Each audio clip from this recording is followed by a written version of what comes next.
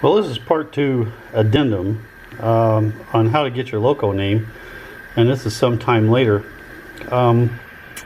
What I had trouble with is getting my SCAB controller, my Stanton control radio cab, to actually enter the number of my engine in here. I have a number, K27 and Sn3, and it just wouldn't do it, and I turned it off and on a couple times, and it actually did it.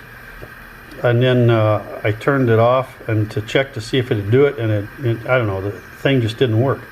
I could not get my my Tsunami 1000 to respond to give it my engine number. And it was, I live with your frustration out there sometimes. You do it, and you just don't quite get it done, and anyway, it's a little frustrating.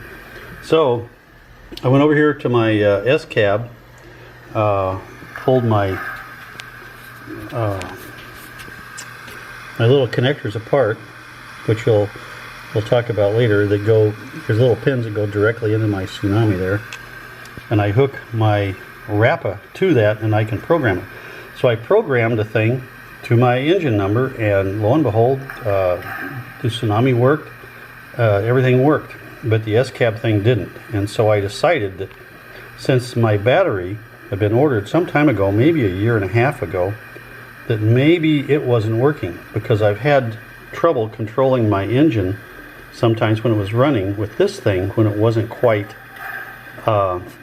charged up enough. So you charge that up enough, and then the whole thing runs really well. So I've hooked this thing up to my power pack. There's one lead, and then there's the other lead, and these gray leads of course go to your track. But I mean, this thing is just breadboarded together to see if what I'm going to present in my part 4 would actually work. But at any rate, so I let it charge up about 3 hours, and I tried my SCAB to get my engine number in there, just like I had said in the video. It's really easy. You just do it like the directions say, and turn it off and on a couple times, and lo and behold, it finally works. So I think that the reason that I have trouble getting my engine number in there, and maybe some of the rest of you have, is that my main battery down here that goes to the engine just didn't have, it had enough charge to run it, but it didn't have enough charge to do anything else. So if I turn mine on and I locate, I do loco 6.1, now watch it not work, enter, okay, then we switch it. See, and you hear that reversing thing click. That's really important. You don't hear that, you're done.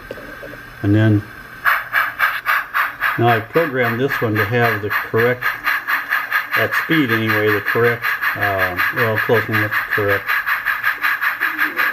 4 piston beats per revolution. So, and of course I got my whistle all in there and all that stuff. So we'll cover that in my next video, but I just thought that we needed an addendum to this part 2 to explain that sometimes when you have trouble, there's a battery that just isn't quite charged enough one way or another. So this is Jerry Wilson signing out. Wish you have good luck with this. Thanks.